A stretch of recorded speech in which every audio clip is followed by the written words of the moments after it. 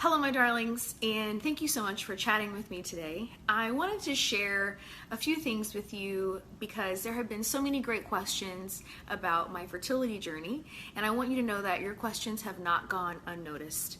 First and foremost, a little update on baby D. I am currently 37 and a half weeks pregnant. Things are definitely progressing. I think baby D had a growth spurt last week because I gained about 5 pounds. I know some of that was fluid, but also I do feel like my stomach is stretching more now than it has done throughout the course of my entire pregnancy. Baby D is on my lungs and on my bladder and every other internal organ. So it's been very interesting, but I am very happy and I just can't wait to hold our little guy, but want him to keep cooking.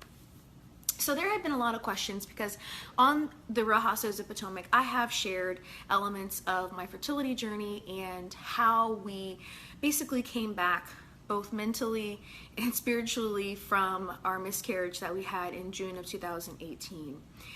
As a backstory, we had the miscarriage after trying to have a baby, but it didn't take long for us to actually conceive. We decided to have a baby, and then I think my ovulation lined up, and we basically had successfully conceived within about a month. And then unfortunately we lost our baby within a month. So it was a very exciting and then heartbreaking time within a very short span. So I decided that rather than take the risk of that happening again and experiencing that loss, I wanted to make sure I primed my body to be in the best condition in order to have a child.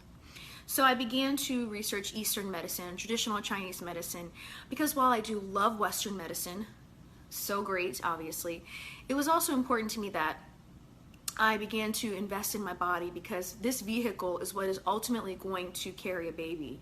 And my body's natural processes need to be at their best in order to do the greatest natural process, which is to carry a child.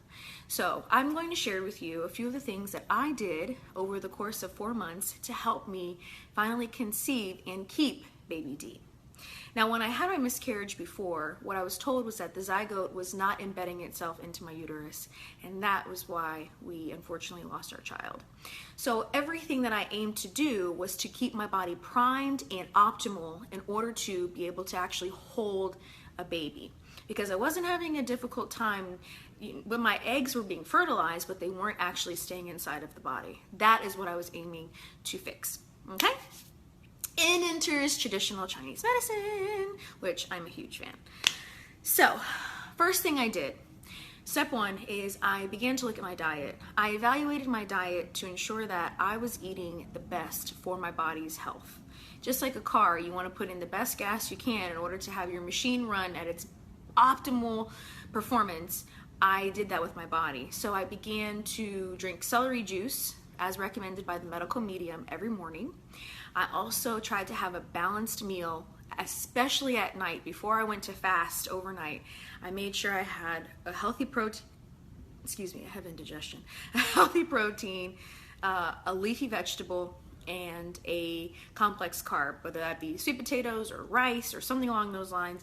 I tried to have a balanced meal every night before I went to sleep. And then I broke the fast the next morning with a cold, delicious celery juice before I ate, which was I'd eat about an hour later.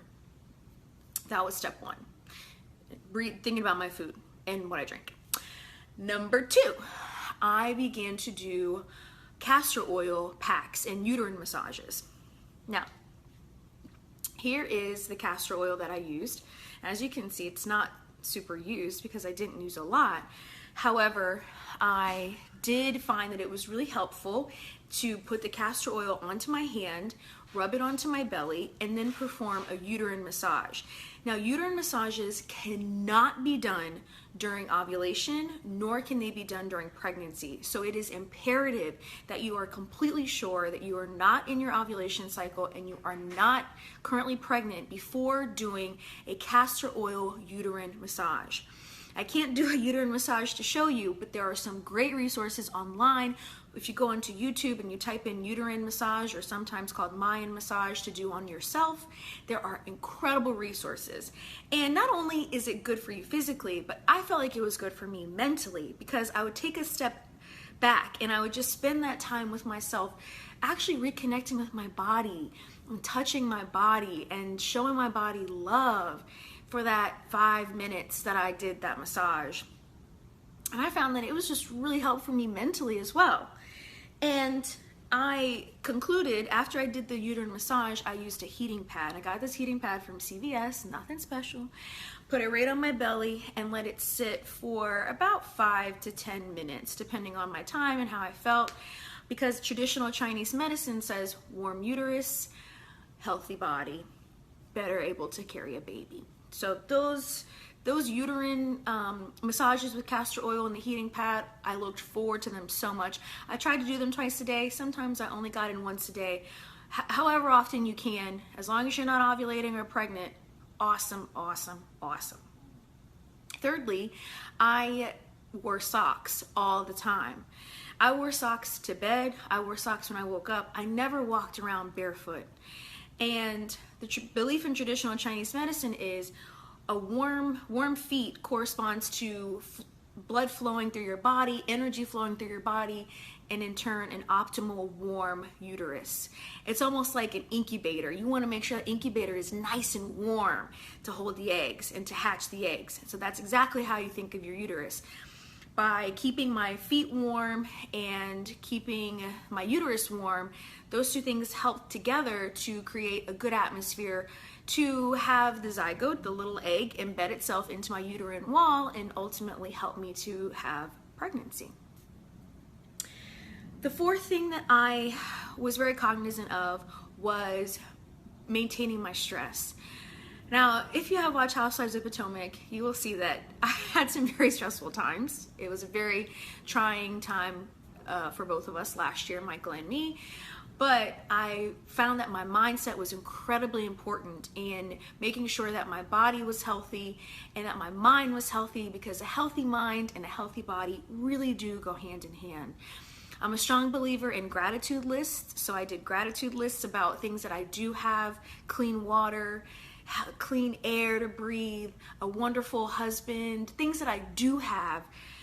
I wrote those down and I did a list at least once a week of things that I do have that really helped me to be in a positive, happy state of mind.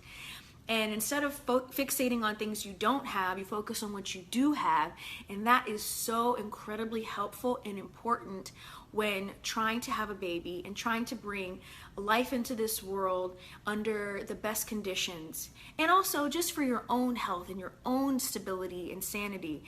A gratitude list and surrounding yourself with people who you love and who make you feel good, incredibly, incredibly important to really achieving any goal in your life that you want to do. I guarantee you, I promise you 100%. Like will attract like. Having your positive feelings and positive thoughts will be reciprocated by positive opportunities and events happening in your life. You will be drawn to more positive things once you change your frame of mind to have a better outlook.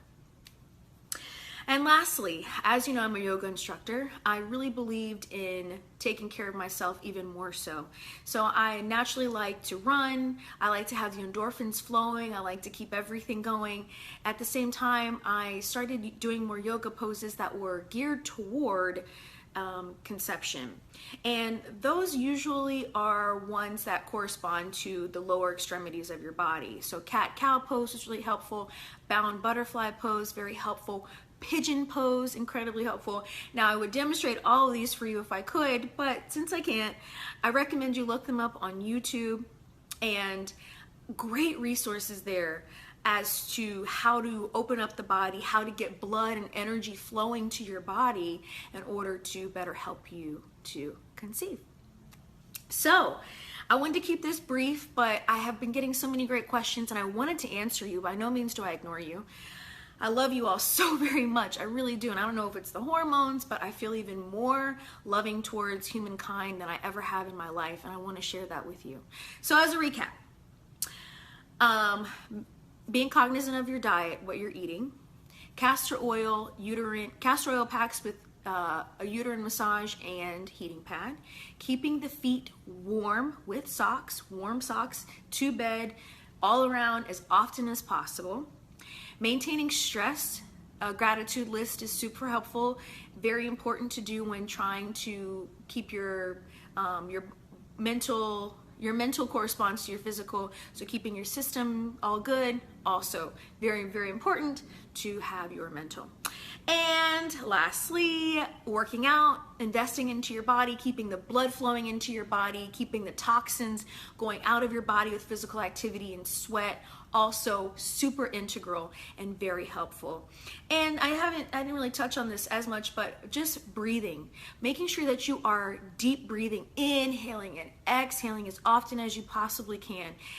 Breathing is actually a great way to rid your body of toxins and to keep things flowing optimally, because you are better able to sustain your vitals.